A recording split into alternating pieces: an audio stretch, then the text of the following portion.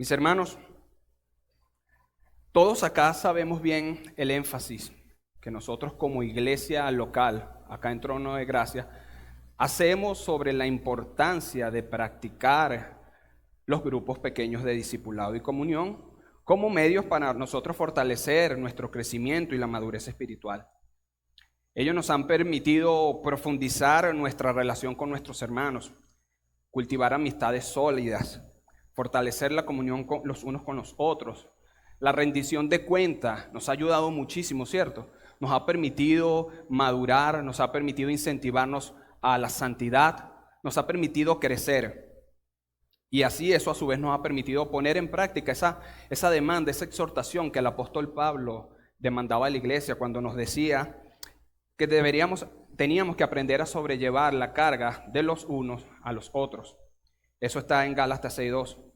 En definitiva, las reuniones de los grupos pequeños fuera del culto público han sido de un gran provecho y crecimiento para la iglesia. Ahora bien, mis hermanos, si nos tocara hacer una encuesta acá o preguntar cuántas de las familias que están aquí hoy representadas hacen reuniones familiares de adoración, valga la redundancia, familiar o adoración en familia, ¿cuál sería el resultado? ¿Sería mayoritariamente alto o sería mayoritariamente bajo? Y recuerden, no estamos hablando de grupos pequeños de discipulado y comunión. Estamos hablando solamente de grupos donde los participantes son solamente el esposo como cabeza de familia, padre, por supuesto, de los hijos, la esposa, hijos si los hay, y algún otro miembro de la familia que pueda estar bajo la autoridad y el cuidado del jefe o padre de familia.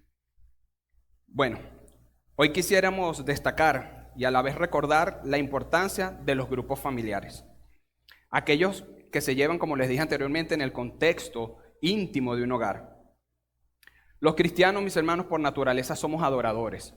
La adoración caracteriza nuestras iglesias, caracteriza nuestra vida privada, pero también deberían caracterizar nuestros hogares.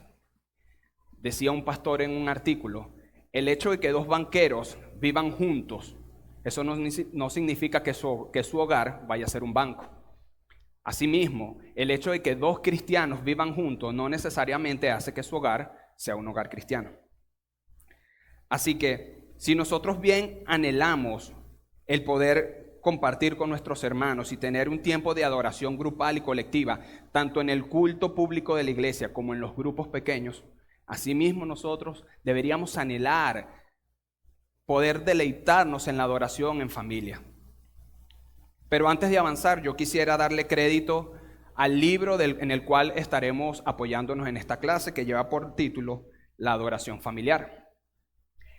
Y a su autor, y de antemano ofrezco disculpas por mi mal francés, porque es un nombre y un apellido francés, pero tenemos que nombrarlo por respeto y consideración, es Mer Daubigné, a quien en lo sucesivo yo me voy a referir como el autor.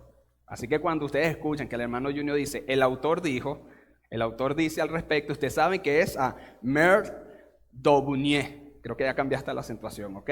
Eso es para no seguir entorpeciendo fonéticamente el nombre y el apellido de este siervo de Dios. Ahora bien, mis hermanos, ¿qué entendemos nosotros por adoración familiar? La adoración familiar, como su nombre lo indica, es la adoración conjunta que se rinde a Dios por parte de todos los miembros de la familia. Repito el concepto. Es la adoración conjunta que se rinde a Dios por parte de todos los miembros de la familia. Como vemos, es un tipo de reunión que se lleva a cabo para adorar al Señor, pero que a diferencia del culto público, y tengo que rescatar esto constantemente, solo participan el esposo, la esposa, los hijos y si hay algún otro miembro de la familia que esté bajo el cuidado del cabeza de familia, de la autoridad, en este caso el padre. Fíjense, mis hermanos, pero si nosotros nos ponemos a estudiar la Biblia, vemos que el concepto o el término adoración familiar no está escrito literalmente en la palabra de Dios. Y eso pudiera tentar a muchas personas a creer que eso se trata de algún concepto nuevo, algún concepto moderno, algo propio de los puritanos, ya que ellos son una referencia en nuestra doctrina. Pero nosotros vamos a demostrar a la luz de la palabra que la adoración familiar hunde sus raíces en los tiempos más remotos, es decir, en la creación misma. Vamos a recorrer brevemente la historia bíblica y un poco más acá para demostrar que esto es así. Decía el autor, ya saben a quién me refiero, ¿verdad?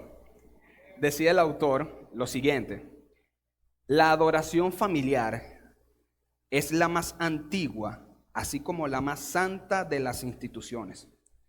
No es una innovación en contra de la cual las personas fácilmente se predisponen. Empezó con el mundo mismo. Fin de la cita. Y sí, mis hermanos, cuando nosotros decimos que la adoración familiar es la institución más antigua, incluso estamos afirmando que la misma es más antigua incluso que la iglesia. Aun cuando esta última, me refiero a la iglesia, nació en el corazón de Dios, fue concebida en el corazón de Dios desde antes de la eternidad pasada, aquí en este mundo, desde el momento en que fue creado, la adoración familiar tiene su participación. Fíjense, y vamos a demostrarlo bíblicamente. Cuando nosotros leemos el libro de Génesis, el cual nos está relatando el inicio de la creación, vemos como el mundo fue poblado inicialmente por una sola familia que comenzó con nuestros primeros padres. ¿Quiénes? Adán y Eva y sus hijos. Y este hecho narrado acá en Génesis nos permite inferir que la primera adoración común o colectiva que tuvo lugar en la tierra fue la adoración en familia. Y que esto estuvo ocurriendo durante muchos años, fíjense, porque no había otra forma de poder tener comunión fuera del contexto familiar. O es decir, me explico de la mejor manera, no habían otras familias con quienes nuestros padres originales y sus hijos se pudieran reunir para hacer lo que nosotros hacemos semanalmente acá, que es rendir culto al Señor. De hecho, nosotros si vemos Génesis 4:26, ahí podemos ver que es a partir de ahí cuando tiene lugar lo que es el culto público. Porque nos dice Génesis 4:26 que después de haber nacido los hijos de Set, y cito textual ahora, entonces los hombres comenzaron a invocar el nombre de Jehová. Así que como vemos, los inicios de la adoración en familia están directamente relacionados con la creación misma. Desde el momento en que comenzó la creación, comenzó la adoración familiar. Así que esto no es algo que se ha inventado la iglesia moderna. Esto no es un concepto propio de la iglesia del día de hoy. No es algo que se inventaron los puritanos, no es algo que se inventaron los reformadores, no es algo que los pastores y los líderes de la iglesia se han inventado para que las personas tengan algo que hacer entre semanas y no los llamen tanto por el celular. Esto tiene una base bíblica totalmente sólida. Pero eso era en Génesis y cualquiera pudiera pensar, bueno, eso simplemente se trataba de un hecho lógico, era la única familia y solamente ellos iban a adorar al Señor. O eso se trata simplemente de un hecho circunstancial. No, porque si nosotros avanzamos un poco más en la historia, vamos a ver que aún en la época de los patriarcas, esto seguía siendo una práctica común. Fíjense, si nos vemos y leemos Génesis 18, versículo 19, nos dice cómo Dios mismo reconoció a Abraham como un hombre, cito textual, cabeza de familia que iba a mandar a sus hijos y a su casa después de sí, que guardasen el camino de Jehová, haciendo justicia y juicio. Hemos avanzado más de 1000 años y vemos que sigue presente allí la adoración familiar. Pero si avanzamos un poco más, vamos a salirnos ahora de la época de Abraham, vámonos a la época de la ley mosaica. Y tiene que ver con y el versículo que nos permite confirmar, ya lo leímos al principio, con el que iniciamos nuestra oración. Dice que Moisés, quien recibió muchísimas ordenanzas de Dios para el pueblo de Israel, también ordenó, y voy a repetir la lectura inicial, que las palabras que Dios le había mandado las repitiera a sus hijos y les hablara de ellas, estando aún en su casa y andando por el camino, y al acostarse y cuando se levantaran. Recuerden Deuteronomio capítulo 6. Y fijémonos, mis hermanos, que cuando Dios da por medio de Moisés esta ordenanza, ya el tabernáculo de reunión había sido construido y levantado. Y Y recordemos que el tabernáculo era ese sitio que Dios mandó a erigir donde Él se iba a comunicar con su pueblo, donde el pueblo iba a tener comunión con Él, se iban a reunir en torno a eso. No obstante, este mandamiento en ningún momento anuló la adoración en familia. Y de esta manera pudiéramos seguirnos paseando por el Antiguo Testamento. Podemos ver el caso de Josué, uno de sus últimos mensajes, recordemos, cuando él presenta las opciones, le dice qué es lo que al pueblo podría hacer, pero él se desligaba y él decía, pero yo y mi casa serviremos a Jehová. Podemos incluso ir a Job. ¿Qué hacía Job? Nos cuenta la palabra que Job constantemente en su casa ofrecía sacrificios por si alguno de sus hijos hubiese pecado. Nos vamos a David, mis hermanos, incluso David, en el Salmo 44 y 78, él decía que lo que nuestros padres nos dijeron, no lo vamos a encubrir a nuestros hijos. Entonces la adoración familiar estuvo presente en el Antiguo Testamento. Y si por casualidad en nuestras mentes pasa, era algo del Antiguo Testamento, vámonos un momento al Nuevo Testamento. Ahí podemos, a la luz de la Biblia, verificar y comprobar que aún esto seguía siendo una práctica común entre los creyentes del Nuevo Testamento. Si nosotros observamos 2 de Timoteo 3:15, podemos ver cómo el apóstol Pablo le escribía a Timoteo, refiriéndose al mismo Timoteo, que él había conocido desde la niñez las sagradas escrituras, las cuales lo podían hacer salvo. Y cualquiera pudiera pensar, y no necesariamente dice que fue en su casa, pero si retrocedemos capítulo y medio más atrás, en el capítulo 1 de la misma carta, Pablo le decía a Timoteo y le recordaba la fe no fingida que había en él, que había habitado primero ¿en quién? En su abuela y en su madre. O sea, en el seno de la familia, Timoteo había aprendido la palabra de Dios.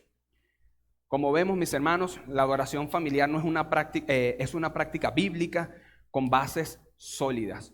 Como dije al principio, no es una invención de la iglesia, no es algo que se han inventado los pastores. Esto hay que rescatarlo siempre, mis amados. Porque muchas veces cuando vemos la insistencia del liderazgo de la iglesia en los grupos familiares, en hacer el altar familiar, a veces vemos eso como que nos mandan simplemente como un simple mandamiento. No, es porque es un deber. Eso es algo que está en la Escritura. Pero si aún así tenemos dudas, que no creo, no podemos salir ahora un momento de la historia bíblica, y si nos vamos a la época de la iglesia primitiva, también vamos a encontrar a lo largo de la historia, la misma historia nos lo demuestra, que esto seguía siendo una práctica común. Tenemos a Clemente de Alejandría, que en el siglo III, si recordamos, era un doctor de la iglesia. De hecho, hay registros donde él aconsejaba a los esposos cristianos y a sus esposas tener una práctica de oración y lectura de las Escrituras todas las mañanas.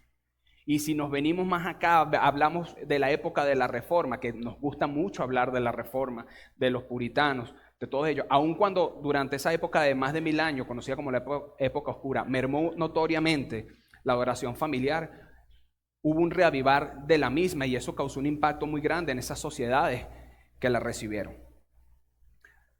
Asimismo, mis hermanos, ya que sabemos, podemos confirmar a la luz de la Escritura y de la historia que la adoración familiar no es algo nuevo, ahora sí quisiera, por favor, que veamos algunos motivos o razones por las cuales nosotros debemos hacer la adoración familiar.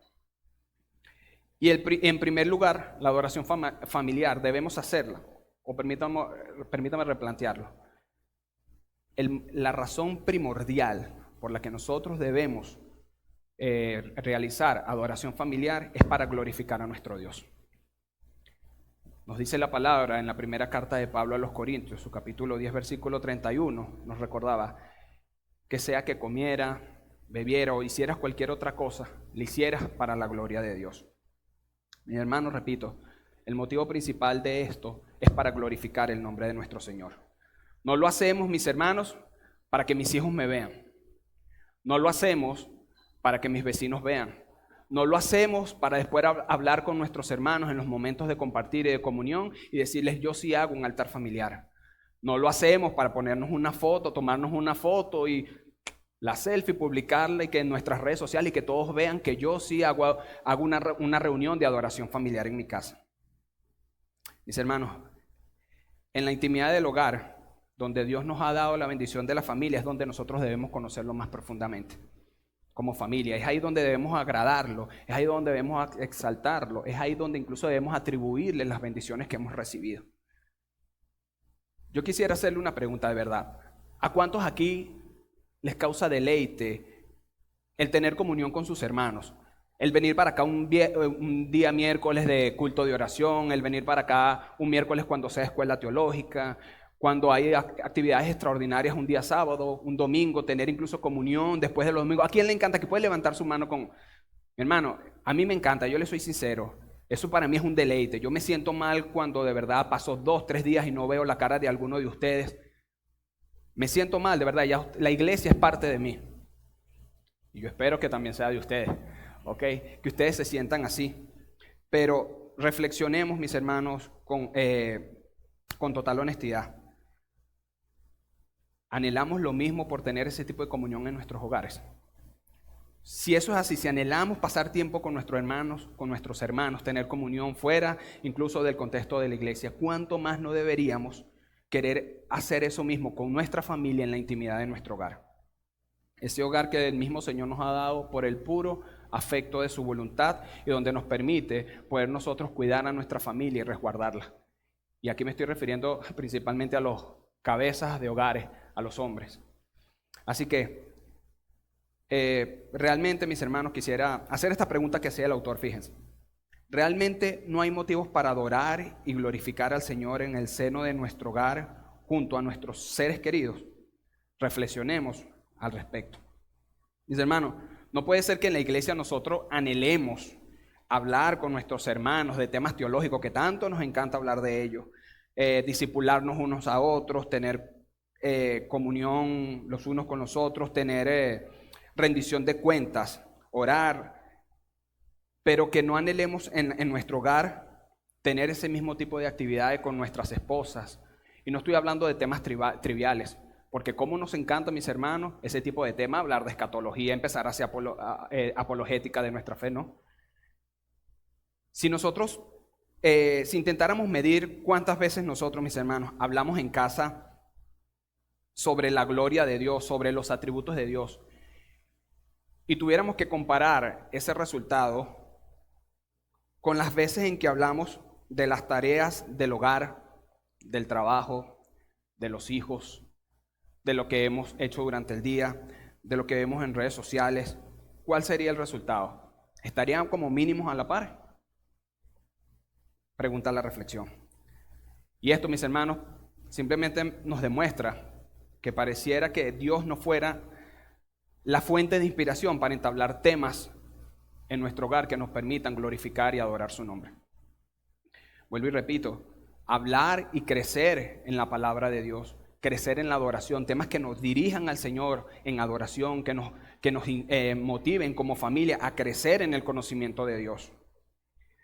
La segunda razón, mis hermanos, por la que nosotros debemos realizar adoración familiar o adoración en familia, es para proteger a nuestros hijos del pecado.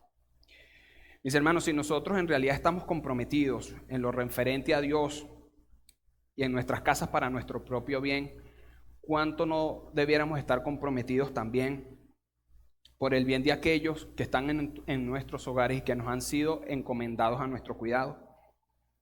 El autor, ya saben quién es, dijo respecto a esto: tus hijos son árboles jóvenes que te han sido confiados.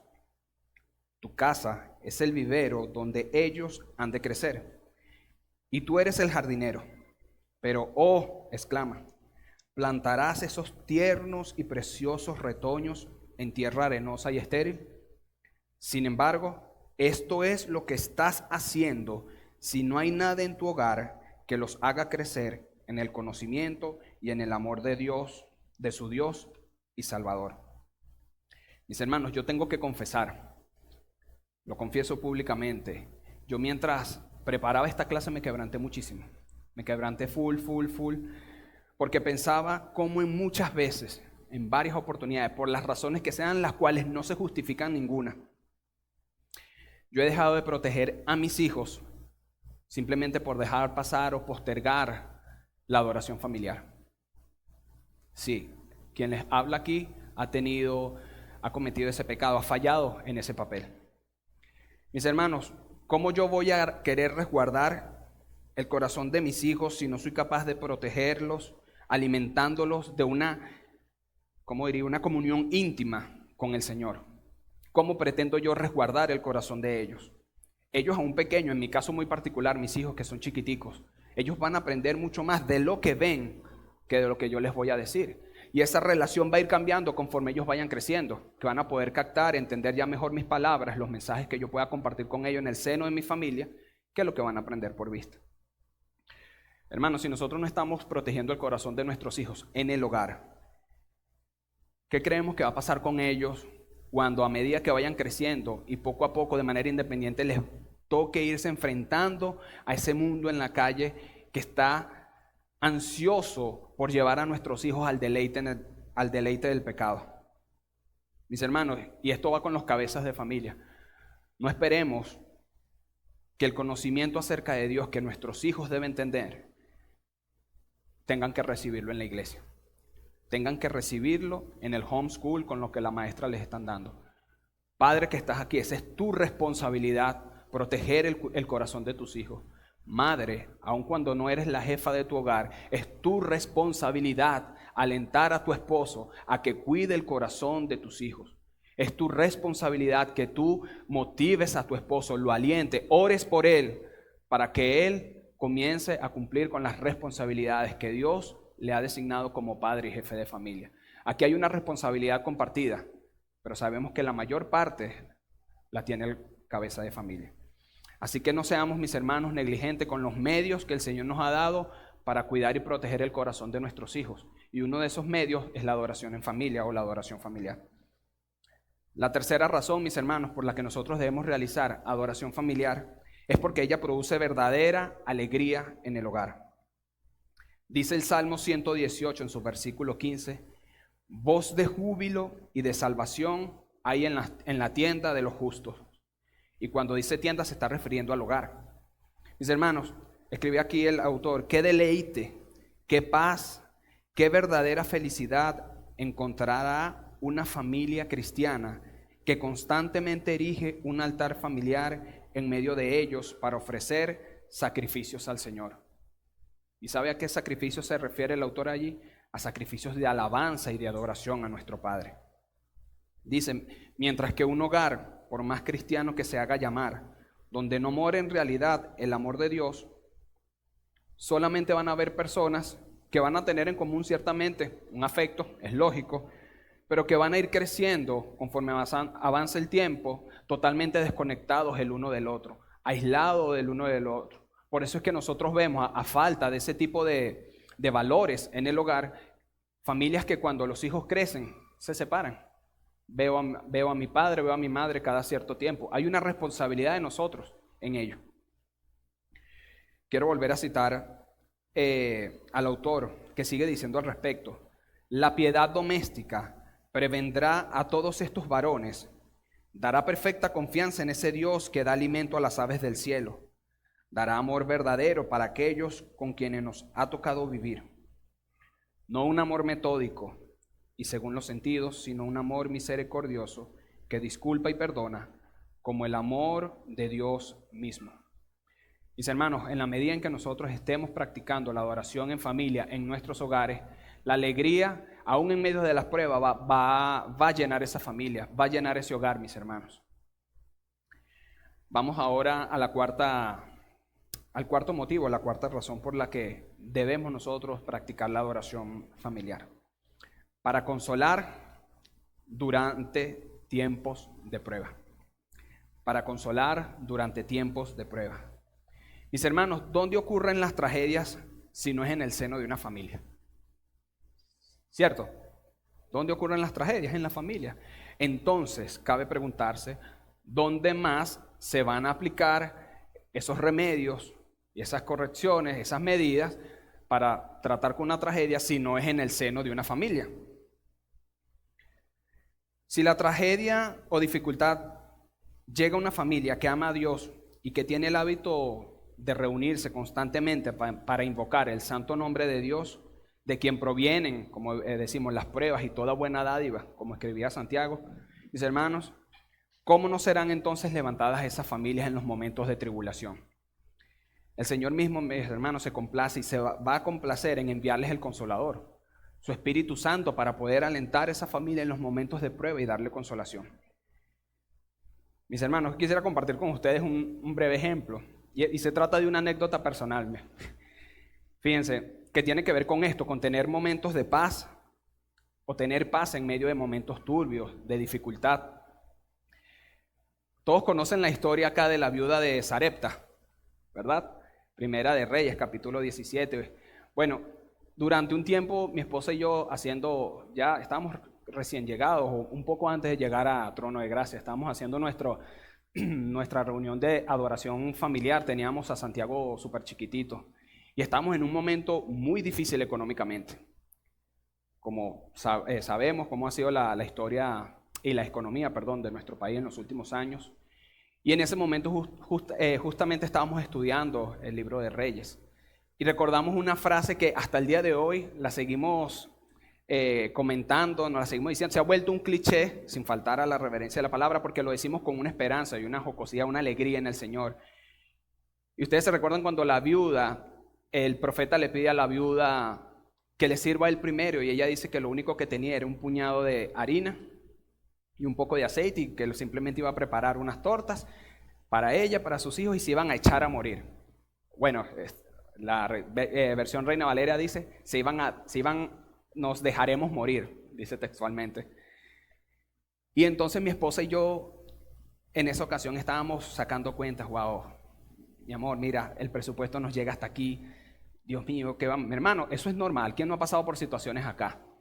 En este mundo caído las pruebas no faltan. Y sacábamos cuentas y nos ponía, Dios mío, y tenemos para 2 días, ¿qué vamos a hacer, mi amor? Bueno, y estábamos estudiando la palabra y bueno, nos tocará, mi amor, comeremos, compraremos, vamos a comer hasta aquí, después nos echaremos a morir.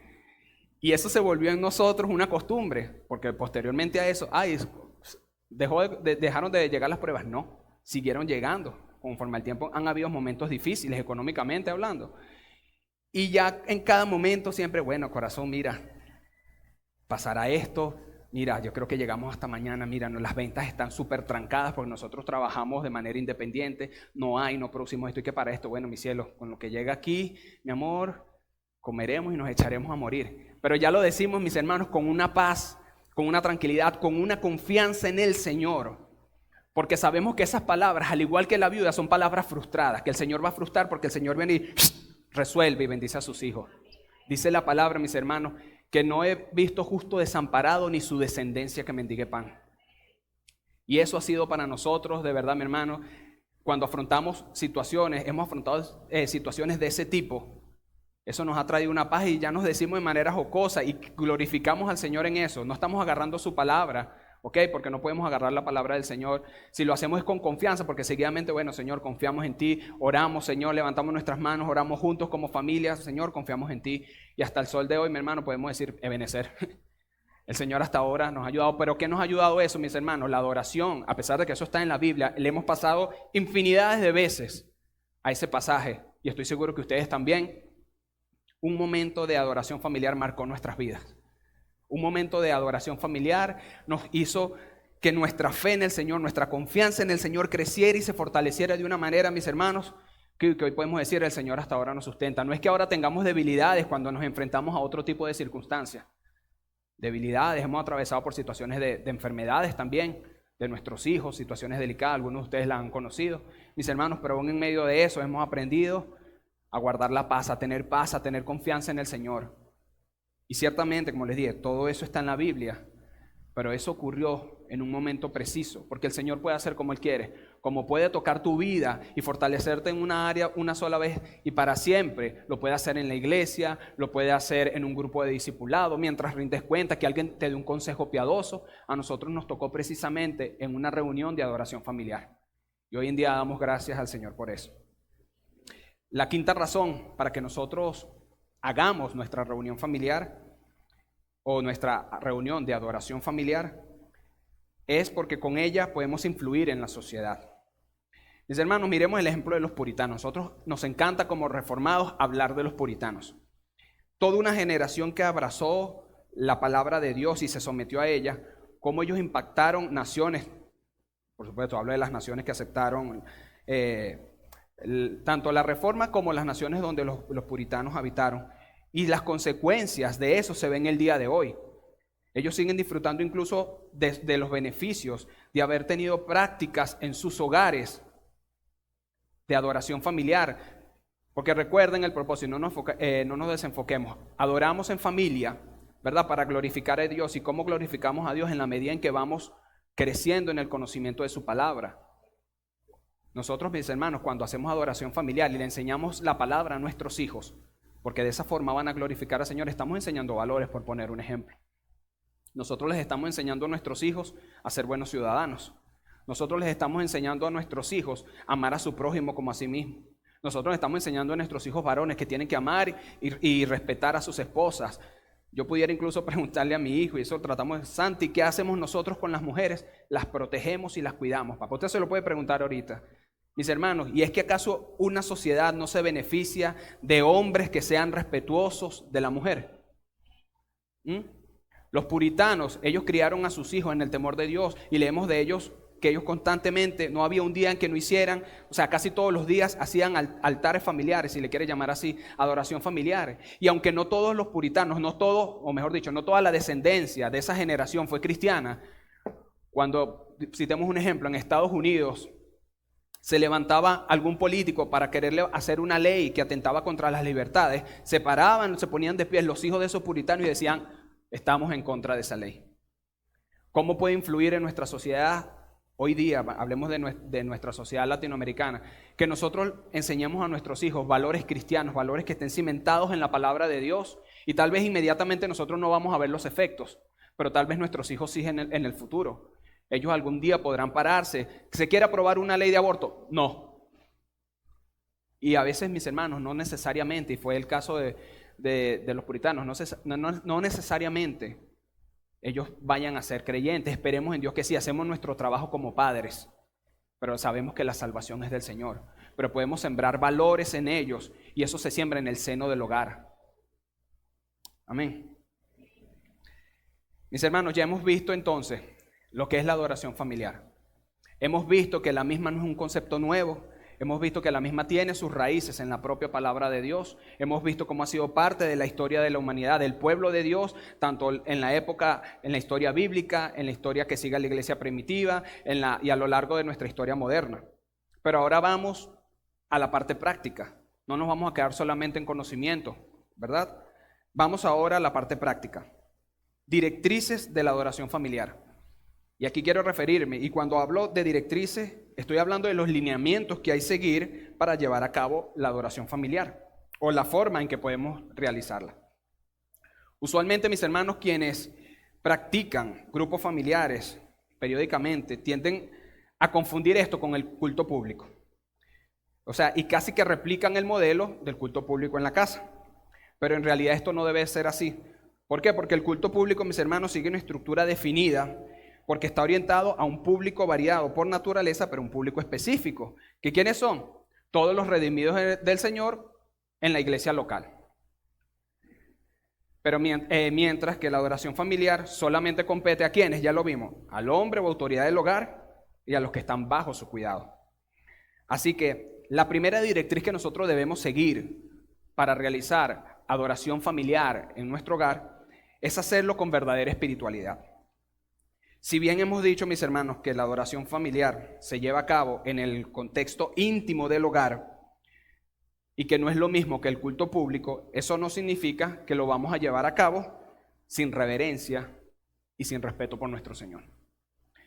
Debemos, mis hermanos, nosotros involucrar todo nuestro ser, involucrar todo nuestro corazón, deseando en ello lo que decíamos hace rato, glorificar al Señor, deseando en ellos recibir de Él satisfacción en la medida en que Él está siendo buscado. Y esto tiene que ver con un concepto que se llama hedonismo cristiano y esperemos en el Señor que podamos compartirlo, mi hermano David. Mis hermanos, si no estamos dispuestos a hacerlo de verdad, con verdadera espiritualidad, es mejor que no lo hagamos. Es mejor que no lo hagamos. El Señor merece lo mejor de nuestra parte. El autor decía al respecto, y cito textual: debemos retornar al devocional familiar y revivirlo, no en un estado de muerte y languidez, sino en un estado de vida y fortaleza. Amén. Segunda directriz que nosotros debemos seguir para realizar o llevar a cabo la adoración en familia, es con flexibilidad.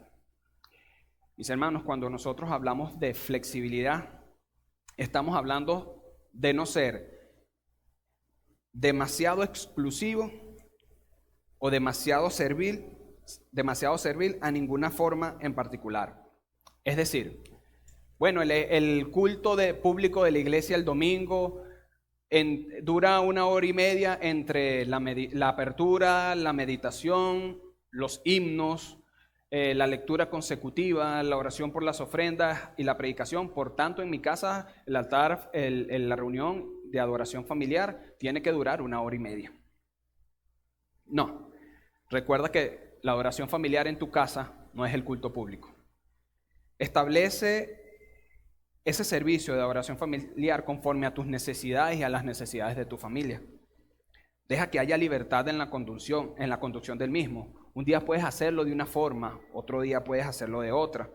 Un día puede durar un tiempo determinado, el siguiente día puede durar menos.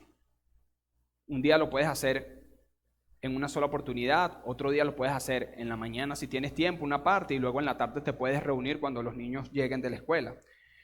El propósito, mis hermanos, de esto no es que tú sigas militarmente una estructura. El propósito es que Dios no sea olvidado en tu hogar. Dice la palabra en Gálatas 5, capítulo 5, versículo 1. Estad pues firmes en la libertad con que Cristo os hizo libre, y no estéis otra vez sujetos al yugo de la esclavitud. Tenemos libertad en Cristo, mis hermanos. Disfrutemos de ella. Mis hermanos, el tercer lineamiento que nosotros debemos seguir es que la adoración familiar debe hacerse con la palabra de Dios. Mis hermanos, todo acto en el que se quiera conocer a Dios, glorificarle, escucharle, conocerle, todo acto debe incluir la palabra de Dios. La misma debe ser leída, pero no debe ser leída como una excusa. No sé si ustedes han visto, yo lamentablemente fui testigo presencial de eso durante mucho tiempo, personas que llegaban, pastores entre comillas, leían la Biblia, porque lee un versículo bíblico, ejemplo, porque tú condenarás toda lengua que se levante contra ti en juicio. Cerraban la Biblia y venían, hoy quisiera hablar de esto, y aprovechaban la oportunidad de usar la Biblia para exponer sus puntos de vista. Si vamos a leer la Biblia, que sea con la intención de crecer en su conocimiento, porque no es lo mismo leerla y ya, sino que meditemos profundamente en esas verdades que estamos leyendo, en esas verdades que queremos que nuestros hijos, nuestras esposas crezcan y den fruto. Mis hermanos, la Biblia tiene una gran variedad de libros de diferentes géneros, disfrutémosla. En la adoración familiar no es que tenemos que agarrar y bueno, vamos a leer la Biblia de Génesis y Apocalipsis de manera progresiva, no está mal hacerlo, pero en una ocasión podemos leer Ruth, por decir algo. Cuando terminemos esa serie, podemos irnos a una carta práctica del Nuevo Testamento, podemos leer Santiago. Hermano, disfrutemos la palabra del Señor. Incluso también pudiéramos leer libros que nos edifiquen, pero eso sí, tienen que ser libros donde la palabra de Dios sea la base de sus temas. No es que vamos a leer entonces un libro, cómo tener amigos, cómo vamos a hacer un libro, no sé, de autoayuda, todas esas cosas. Queremos crecer es en el conocimiento de Dios, porque solamente la verdad nos hará libres. Decía también el autor respecto a esto, que no tenemos que leer en nuestra reunión de adoración familiar, tenemos que leer la Biblia en el mismo orden, pero sí es recomendable leer un libro completo.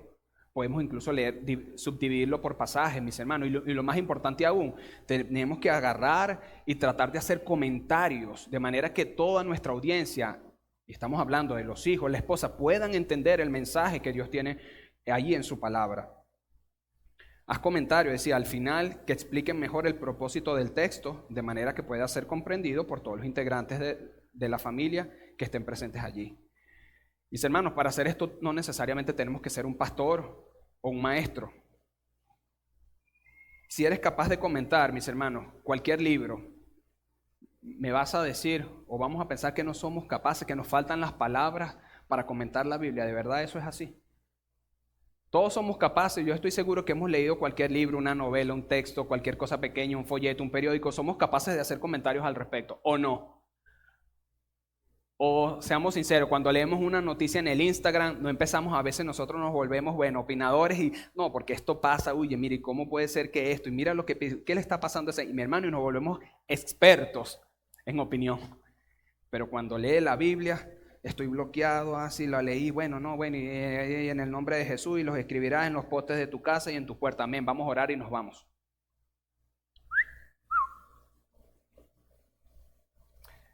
Un buen tema, y esto que pudiera sugerirle para que retomemos las reuniones, hermano, aprendamos, leamos los atributos de Dios.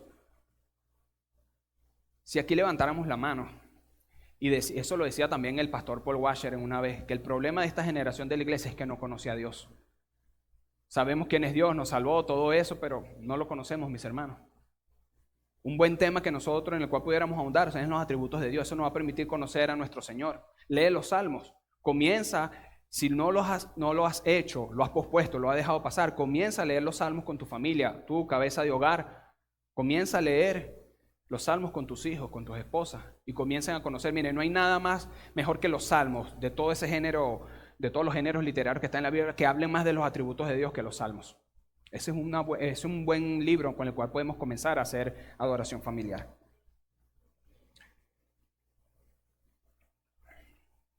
El cuarto lineamiento, mis hermanos, sencillo, con oración. La oración, mis hermanos, es otro acto de adoración. Es un medio de gracia que el Señor nos ha dado gratuitamente. Háblale con libertad al Señor en medio de eso. Cuando venga el área en que tienen que orar, habla con libertad, pero con honestidad. Decía el autor, cuán sanidad trae a una familia el orar juntos. Cuán saludables es que un padre o madre puedan orar en voz alta por los pecados de sus hijos. ¿Están de acuerdo? Mis hermanos, cuán beneficioso puede ser para nuestros hijos que ahí en la intimidad de la adoración familiar ellos puedan escuchar a sus padres, orar por ellos, que puedan escuchar a sus padres en el papel de intercesores, rogándole al Señor que perdone el pecado de sus hijos, que les dé salvación. Mis hermanos, eso marca. Créanme, eso marca. Un hijo que pueda escuchar que su padre está preocupado por él. Mis hermanos, eso marca.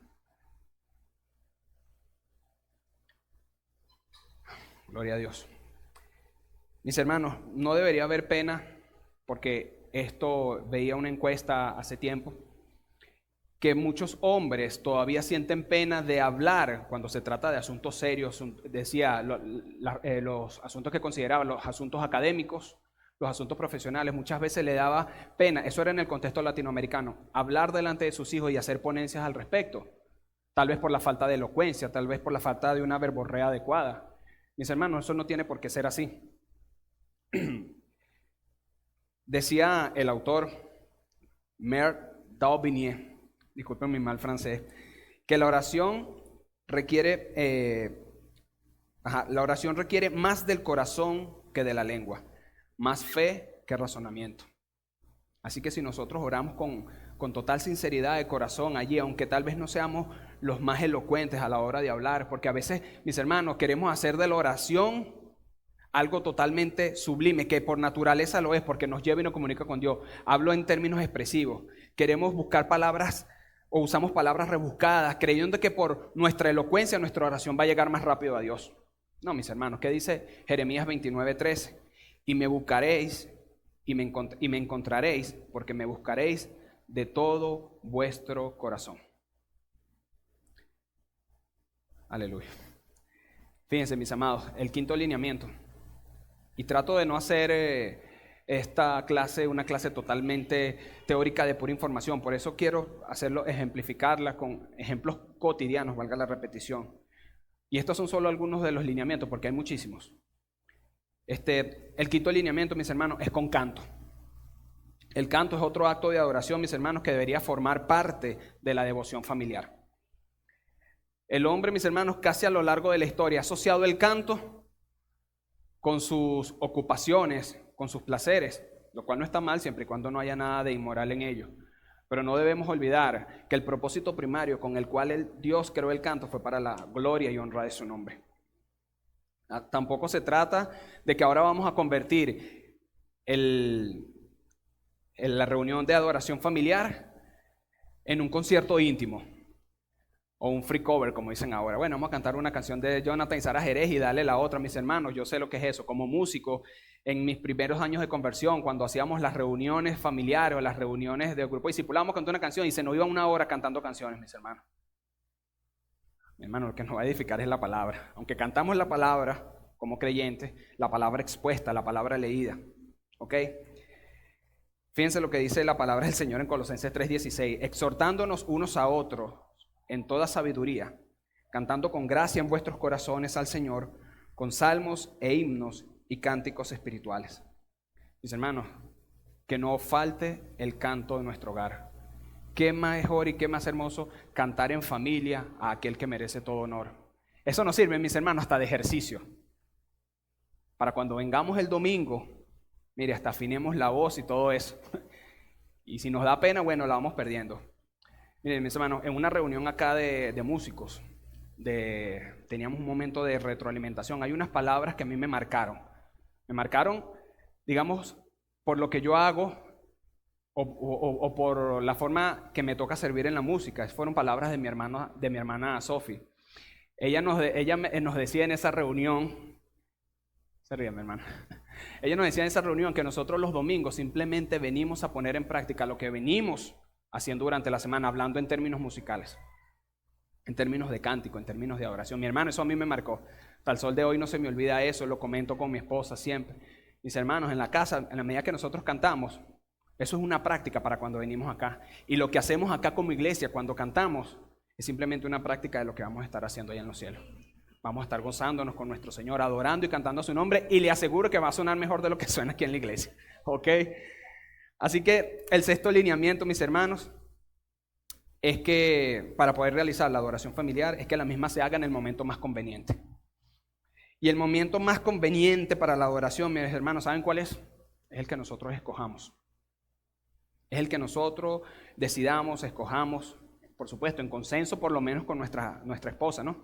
Puede ser cuando tú quieras, pero permite que sea un momento donde te puedas estar íntimamente tú y todos los que dependen de ti bajo tu liderazgo. Eso sí, mis hermanos, procura que sea un momento libre de preocupaciones, donde no tengas que salir a atender una llamada, donde no tengas que interrumpir un momento tan solemne de adoración, donde estás creciendo en la palabra de Dios, donde estás pastoreando el corazón de tus hijos y tienes que salir a atender a alguien que llegó. El horario lo puedes escoger tú.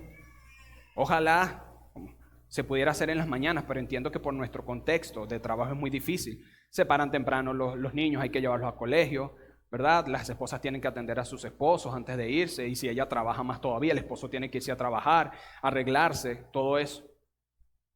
Por lo general se recomienda, bueno, al final de la tarde, tarde-noche, ya los chicos han llegado de la escuela, el esposo ha llegado, la esposa tal vez ya ha arreglado la casa, ha terminado sus quehaceres. Pero sea cuando tú quieras, pero procura que sea un momento en el que tú te puedas dedicar solamente a adorar al Señor junto a tu familia.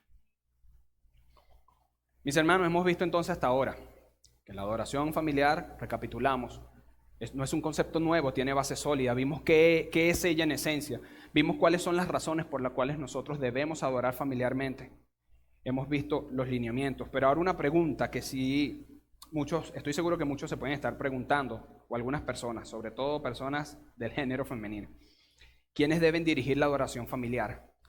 Mis hermanos, la Biblia categóricamente nos enseña que todo lo que respecta a gobierno, todo lo que respecta a la iglesia y todo lo que respecta a familia, ese liderazgo ha sido delegado en el hombre.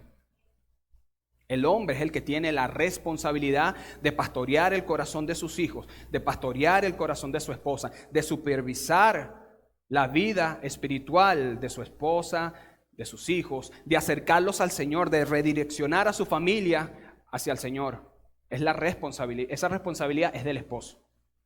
Pero ahora bien, pudiera preguntar alguna hermana, alguna dama, ¿qué de aquellas familias donde está la ausencia masculina, lógicamente, del padre, del jefe de la familia, bien sea por ausencia o por incapacidad? ¿Cómo hacer si quien debe liderar eso es el hombre, a la luz de la Biblia, es el hombre? mis hermanos, la Biblia nos arroja luz. Vamos a partir del primer ejemplo. El esposo no está por viaje o está trabajando o está incapacitado. Mis hermanos, y yo se los quisiera leer. Permítame buscárselo. Primera carta a Timoteo, su capítulo 5, versículo 14. Porque eso es muy importante, eso porque la ausencia tal vez de una figura masculina como autoridad, jefe de familia en la casa, pudiera generar frustración y pudiera hacernos ver y creer que no podemos hacer adoración familiar, y tenemos que tomar en cuenta estos casos. Dice la palabra de 1 Timoteo, capítulo 5, versículo 14. Dice: quiero pues que las viudas jóvenes se casen, críen hijos, gobiernen su casa, que no den al adversario ninguna ocasión de maledicencia. Mis hermanos, y voy a citar aquí al autor: mientras la relación conyugal permanece, la parte femenina desempeña un papel real, fíjese que dice real, no principal, real en el gobierno de la familia. Repito, mientras la relación conyugal permanece, la parte femenina desempeña una parte real, y este énfasis es personal, es mío, no principal en el gobierno de la familia. Mis hermanos, no está el padre, puede ser el caso incluso de una viuda, tiene sus hijos, la madre tiene una responsabilidad en el gobierno de su hogar. Vuelvo y repito y hago hincapié en esto, no el papel principal. Y ella tiene la función, ella tiene el papel, la responsabilidad de acercar a sus hijos. Pero muy bien ella, ejerciendo ese gobierno que le corresponde a ella, si ella tiene hijos que estén grandes, que estén capacitados, sean piadosos, tienen conocimiento, son personas con un carácter piadoso, ella pudiera delegar la función del liderazgo de la adoración familiar en ese hijo. O digamos, un ejemplo, tiene un sobrino viviendo con ellos, es piadoso, ella lo puede delegar en él. Ella cumple con la Biblia y está permitiendo que un hombre lidere la adoración familiar. ¿Qué del caso donde los miembros de la familia son todos del género femenino? En eso no tenemos que hablar. Oran, se reúnen las mujeres y oran.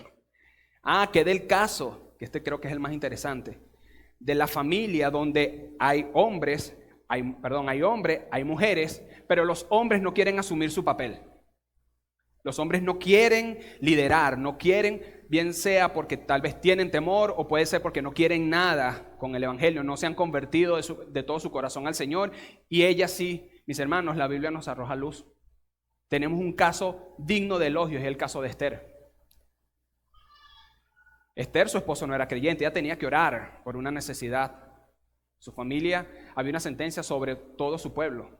¿Qué puede hacer una mujer en este caso donde su esposo, su cónyuge no es creyente? Bueno, ella puede agarrar a sus hijos pequeños que están bajo su resguardo y puede orar con ellos en privado, y en esa oración pedirle al Señor, orar por ese hombre y orar por las necesidades de su familia. Puede estudiar la palabra de Dios con sus hijos, acercarlos más a Dios.